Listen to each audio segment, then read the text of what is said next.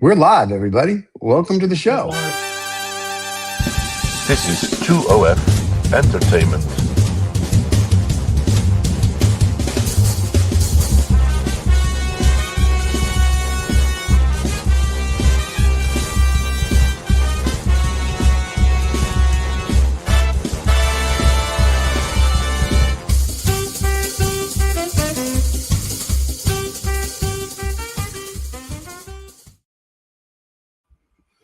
Yeah, well, still waiting for those for StreamYard to fix my thing here. It doesn't work. All right. Well, we're back. So here we go. Okay, well, I've found that little trick now, which because it keeps cutting me out. But, Okay. Well, we like that part. I should be able to hear you now.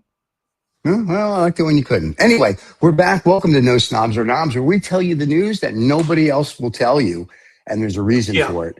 And there you go. So we're going to kick off the show. So, David, let's start. Who's in the audience today?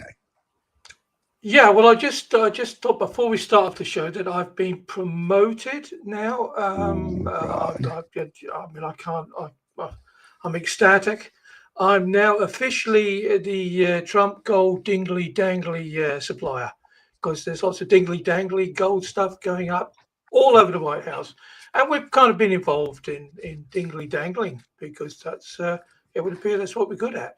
So yeah, Okay. thank you very much, the Trump team, for thanks for slowing up the show. Yeah, for letting me become a dingly danglier. But the Very audience cool. again. Well, let's see what the audience has got for us today.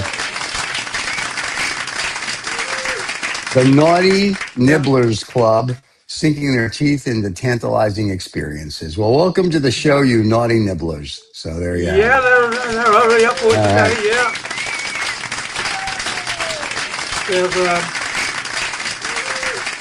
Yeah, thank you. Yeah, I'm pleased you're here as well. It's Volibons and Dingly Dangly Bits, which we've got in specially for your Christmas tree. So if you need some Dingly Dangly Bits, this is the show for you. On this week's show, I have to make the screen big. Oh, let's see what we have. Uncover the facts. Is that what it's called this week? Is that what it's called? Yeah, uncover the facts. The People's Republic of Pointless Products. Call me Elon. What a day. Lost words. Nobby news before AI. Could you live here? Notebooks of lost ideas. Breaking news from the future. Oops, history got it wrong. And finally, the answer to the questions that I know everything to. The answer is 42. The answer is and yeah. There you go. There you go. Let's see what this week's special question is. This week's question is, what's the only U.S. state with a syllable? With one syllable, yeah. Oh, that's interesting. And since English has never been my forefront, we have Maine, Texas, Vermont, and Ohio. I'm going to say, what the hell? It's probably Ohio. Let's go with Ohio. Ohio? Well, that's fair enough. It's Ohio. Yeah. One syllable. I have no idea, kids. I'm not the English major here, so no clue. But I'll go with Ohio. Okay. Well, we are succeeding. And who found that one? Who stripped him up already? Of course he did. Yeah. All right. Well, just the beginning of the show. If he can beat you, Stephen, he's up for it. Oh, I know. Let's move on. Hey, we're moving on. The People's Republic of Pointless Products, exploring the latest triumphs of Chinese manufacturing that nobody needs. This week's product is inflatable dartboard. Well, everybody needs that. That's crazy. Yours for $19.99 for thrill seekers who enjoy instant disappointment. May I tell you, I have 3 of them and I love them. Yeah, so there you go. Yeah, only on the online shopping channel, because we just feel that we should contribute to even more SH1T coming from. We should contribute to something. Let me tell you, somewhere in the east. So yeah, that's you'll find that in our online shopping. Okay. Now, call me Elon. Elon is the show, part of the show where we buy the patents that Elon Musk is trying to buy, so we too can become trillionaires with Yeah, useless yeah. patents. Well, What's this we are patent? trillionaires. And this patent is historical U.S. patent 6,655,077 kissing stimulator network lips, long distance smooches with robotic lips. I remember when that Yeah, actually came out. I yeah. remember that was a big news story. Yeah, we've covered it There before, you but go. I didn't realise that. I think we'd covered. I think somebody in China was doing it, and yeah, Yeah, we yeah, covered yeah. it before. But it would appear that somebody's jumped in and put a patent against it. So, what do you think? You I think see. people want to do long distance smooches with Elon Musk? No, You think no, that's no. no, I think we're good. I think we're good. Yeah, no, no. So, are we taking no. it or not? No. I'll take it because the kids today don't go out, so they got to get Oh, a little nookie nook somehow. We're taking this one. Are you kidding? This is going to make millions of dollars. yeah. Well, they didn't say where the lips had to be, did they? There you Say go. where the lips had to be. Yeah. Oh All my right. All God. right.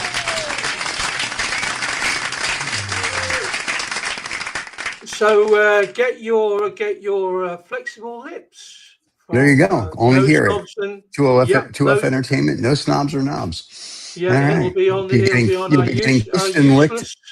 Yep, kissed and licked in no time. Yeah, So, and it'll be on our on our useless shopping channel, which is where all the good there you stuff. go. All right.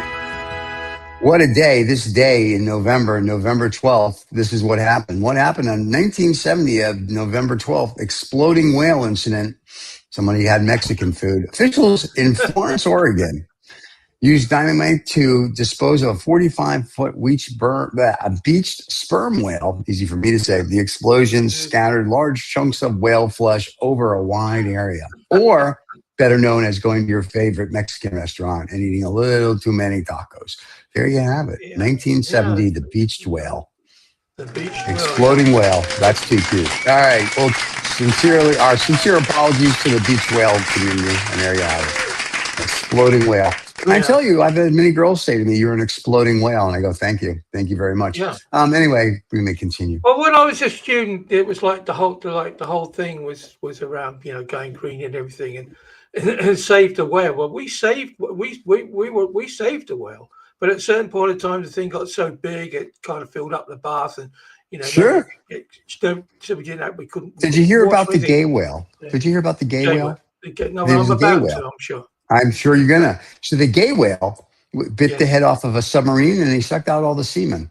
But I'm here till Thursday, folks. Tip your wait staff. Don't try the veal. Okay, moving on. I got more of them. Yes, encourage me. Encourage me, please. Thank you. All right. What's our next thing before I keep going down this path? Deportation, I think, is the next thing. Okay. Or to be totally banned. Two or the other. One of the three. Two or the other, or one of the three. There you go. Game time. Lost words, everybody. These are words that people no longer use. This week's word is wing-tail varlet. Yeah. A wing-tailed varlet. All right. I think I went out with her once. What is a wing-tailed varlet? What do you mean? Okay, what is a wing-tailed varlet? So it's easy for you to say. Let's build some tension now. Tension. A wing-tailed varlet is a worthless rogue. Rogue, yeah. First of all, no one uses the word rogue. First of all, everyone under 100 now has to look up the word rogue. Worthless they get. And I don't even know if anyone uses that anymore. A worthless rogue. Well, this is the thing, Stephen. This is an educational program, as you know. We're trying to educate a certain level of. We're educating a certain something. So basically, what you're calling everybody on the Habano Saturday show is a wing-tailed varlet. All right, I'll remember that. Yeah, wing-tailed varlets. Yeah. All right. Well, all the boys at Habano Saturday, we love you here at No Snobs or Knobs. Even though I'm one of the hosts there. All right, let's go. Let's continue. Oh, it's going to be a cracker this week. It's going to be a long day. And this is what the fans have been waiting for, ladies and gentlemen. This week's Nobby News with the good-looking guy on the right, the guy on the left, not so much. Anyway, let's see what we can do with it. It's a matter of perspective, Steve. I know. It depends what state your screen's going. Here we go, ladies and gentlemen. The Roman Empire's last words, Siri called the Legion. Oh my God. My Siri just came on. Every device. Okay. Archaeologists excavating a 2,000-year-old Roman chamber, really, near Austria, friendly Nazis, made a discovery that left scientific community both baffled and amused. A fully intact iPhone 7 buried alongside pottery, coins, and other artifacts from the 1st century AD. The chamber sealed by a collapse during the reign of the Emperor of Trajan had remained untouched for a millennia until now. The iPhone found in the scene was cracked but otherwise preserved by the dried oxygen environment, completely dead. The carbon dating of the surrounding confirms that the chamber's age goes back to 2016, I think, because it says stuff in my way. And there you have it. So very nice. Yeah, so it's the Roman Empire.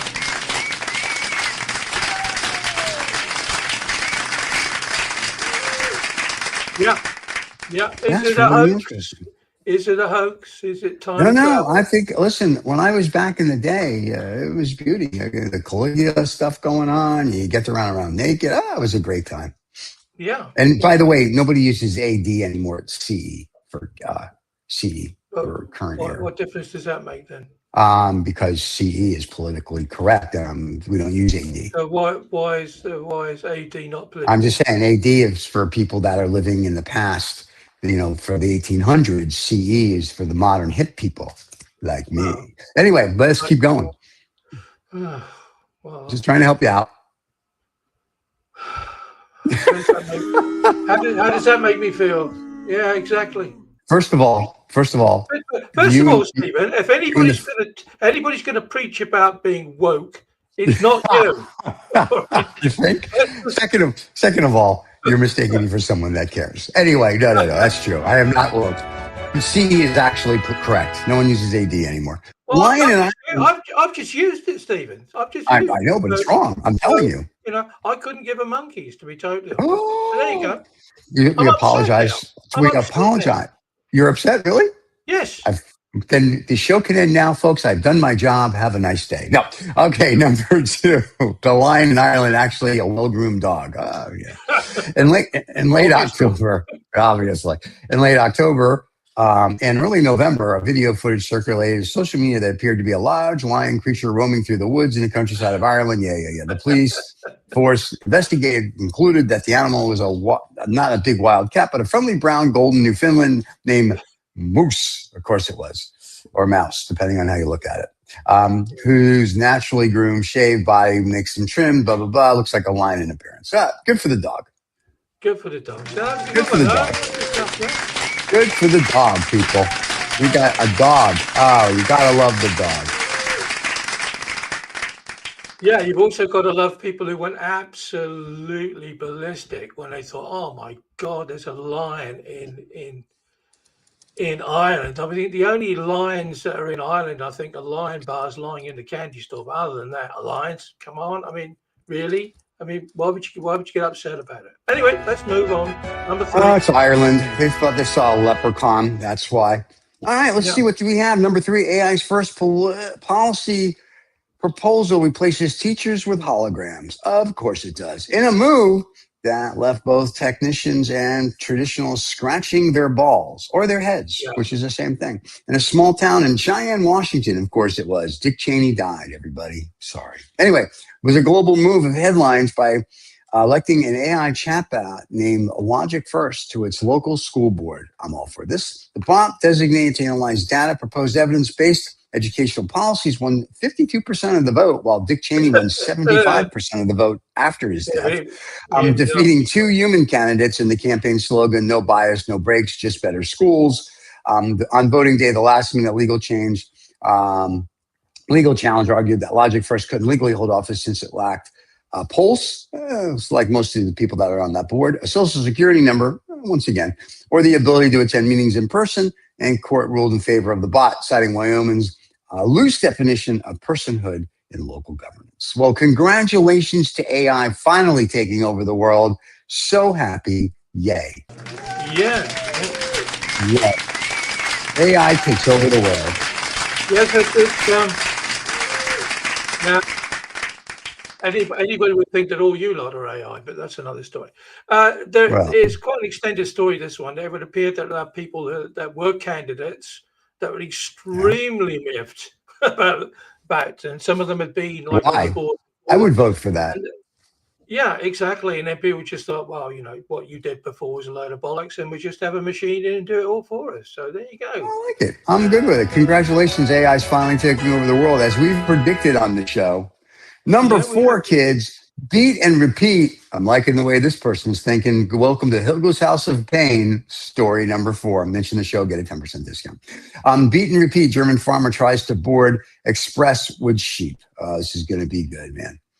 A German local farmer, Mark, attempted to bring his prime sheep, Jacob, his Jacob sheep named Woolman, of course, aboard a high-speed train as a surprise companion for his daughter's birthday. That's that's what he told his wife. That was his excuse. That's what he tells his wife. The sheep goes, no. Anyway, the conductor intervened and said the beast, if you will, in the quiet first class, causing other passengers to move seats.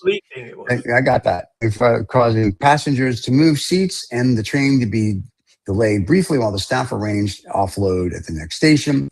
Local railway staff later clarified that livestock was traveled in dedicated wagons and the woolman must be returned to the farmer free of charge, but his first class seat on the train had to be forfeited. I don't get it. Yeah. Okay. Well, yeah. He put it in first class.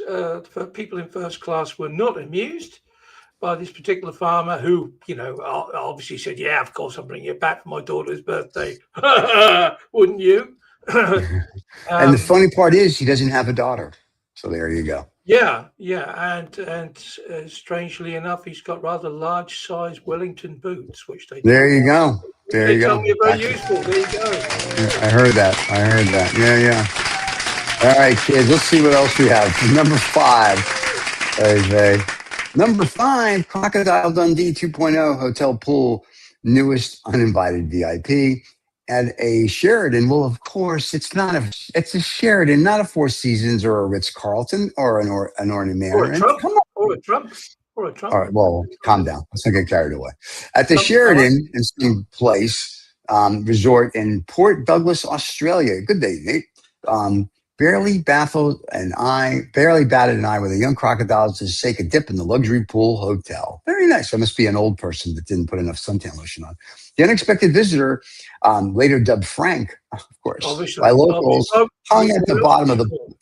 Yeah, of course. Hung at the bottom of the pool. Holidaymakers casually remarked nearby. Wildlife rangers eventually rehomed the crocodile, but not before the resort gained a new claim to fame. Crocodile smoked cigars and drank scotch, saying he only watches Habanos Saturday when he can. Okay. Hotel management, just plugging the show. Hotel management assured everyone no time were guests and the baby animal in the pool thought some guest joked the croc was the most exciting thing to happen to them all week. And for a lot of those people, probably the whole life. There you go. Very nice. Crocodile Dundee in the pool. Yeah, crocodile. Yeah. A crocodile called Frank. I mean, what did they have, a straw poll or something? And say, what are we going to call it? I guess. What do you call it, Frank? Yeah. All right, an alligator called Frank in the pool. Hey, Frank, how you doing? All right, big shout out to Frank. Yeah. All right, let's go. Number 6, the final story, everybody. The final story. Oh, some tension now, Stephen. Oh, there's tension. All right. Sussex bag reads definitely not stolen goods. Oh my God. Suspect bag reads definitely not stolen goods. This is going to be great. Police in Portland responded to a burglary in a small electronics store where the suspect was found leaving the scene carrying a shopping bag labeled definitely not stolen goods. Like this guy already.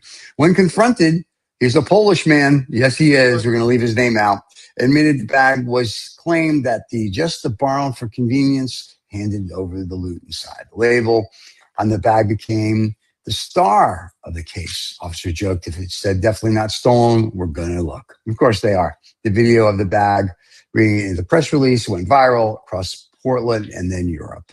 Oh, Poland. I'm sorry. I said Portland. Those in Poland and then Europe. I'm a Polish guy. He still that explains it. Yeah. So definitely not any stolen goods, Stephen. That's just funny. Well, because because he is a Polish guy. The reason they spell his name SKI is because they can't spell toboggan. So that has a lot to do with that. Yeah. Anyway, just trying to help out. So let's pick a winner, kids.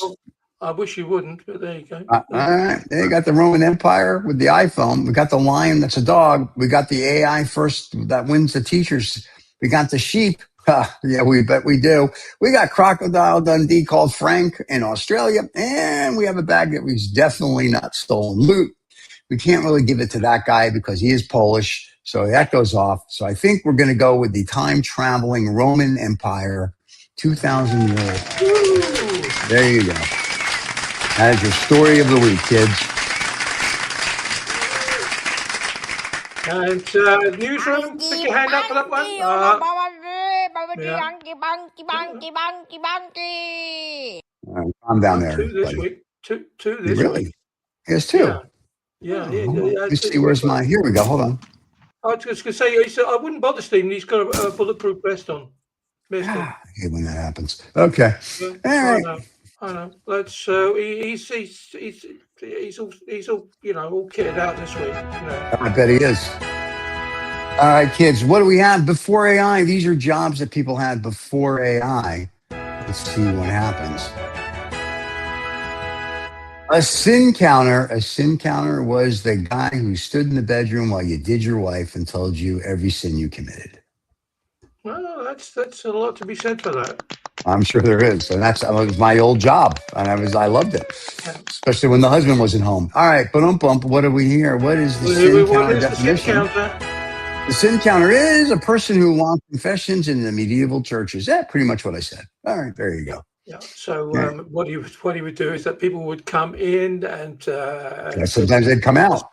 You never know. You can't be judgmental like that. And he would have to write that all down. And no doubt there was somebody at the end of the week will be looking at all the stats, because people have all their stats, and they'd be looking at this thing. This is the most common sin, and so therefore you have to pay the most amount of money to alleviate yourself of the sin. Of the sin. Yeah. Oh my God! What a scam.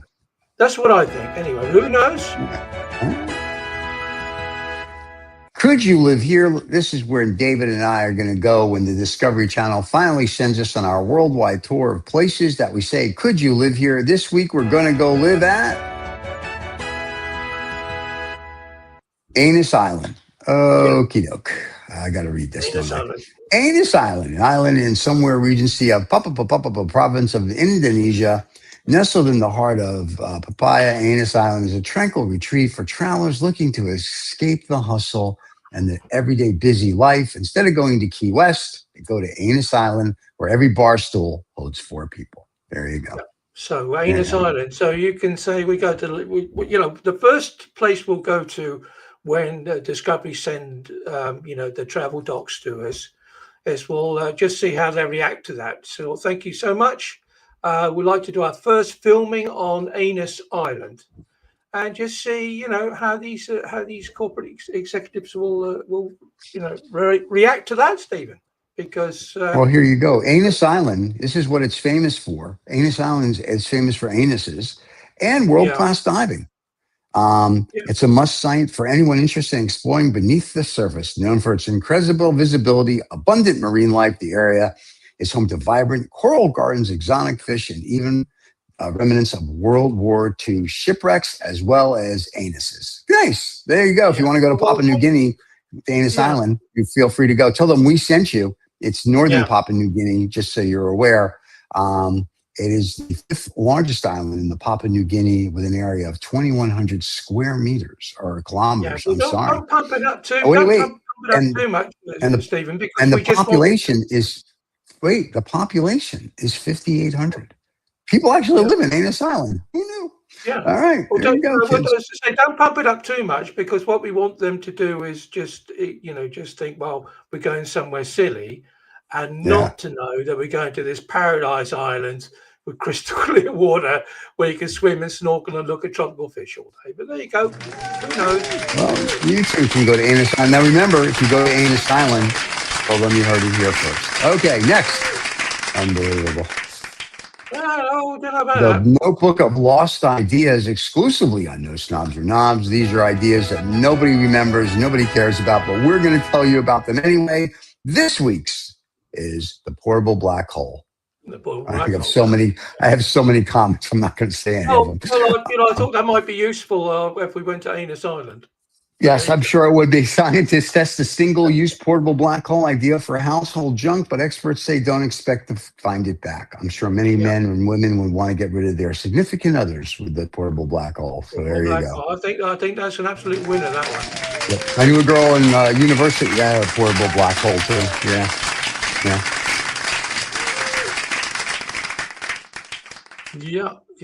That's but I might say that'll probably be really handy when we go to Anus Island. I'm thinking it will be something.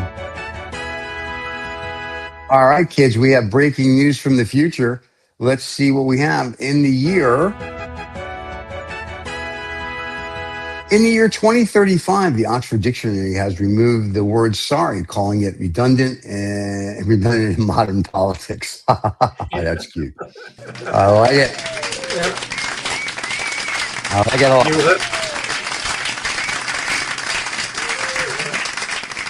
You heard it here first. That's all I can say. There you did. Okay, kids, that was the news from 2035. What do we have next, Mr. We're screaming towards the end of a very quick show this week. Here we go. We always do a quick show. Oops, what history got wrong, the common misconceptions of people think are true. What did people think are true this week?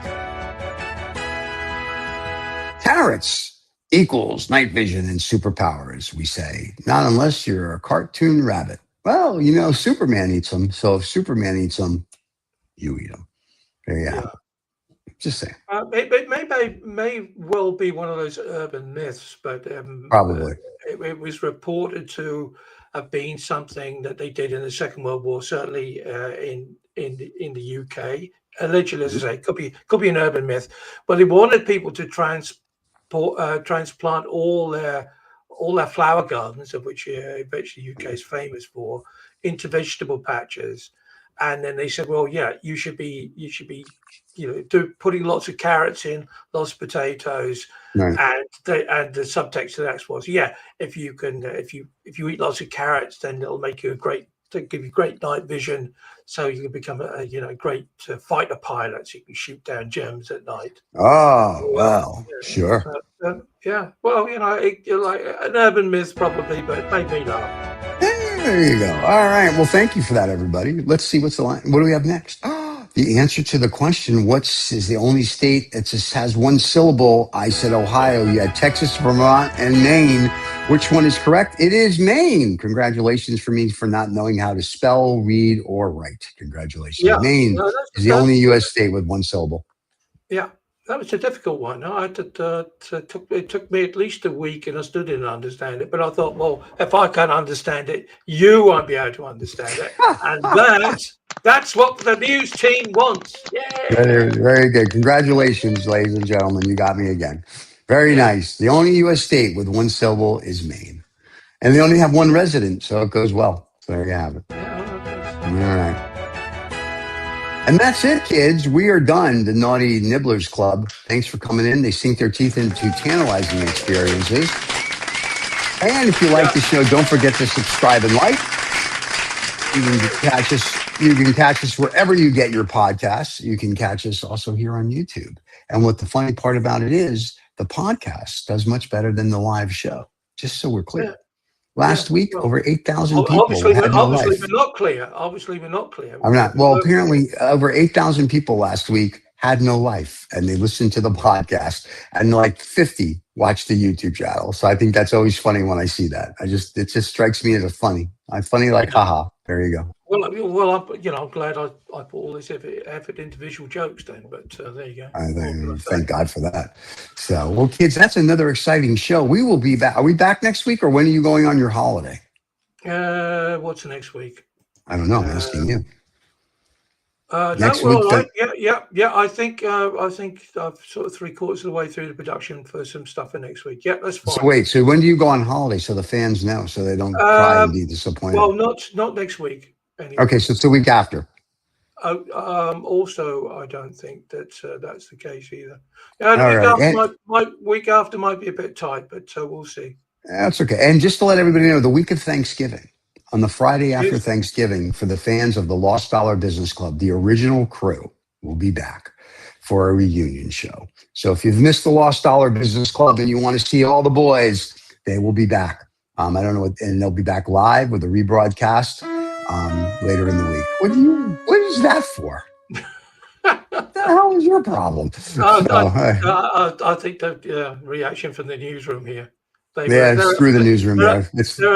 They're upset that they're not on the show. That's what. Well, we don't like them. Anyway, so next, the day after Thanksgiving, everybody don't miss the Lost Dollar Business Club. That'll be very interesting. And if you're listening or watching this, don't forget to subscribe and like, tell your friends. I want to thank all the fans, the news crew, and the Naughty Nibblers Club. And David and I will be back, unfortunately for you, next week, I think. And there you go. Anything else before we say goodbye? Oh, the train's here. We got to go and find the sheep. Yeah. So there you have it, everybody. See y'all next week. Cheers, everybody. Bye, everyone.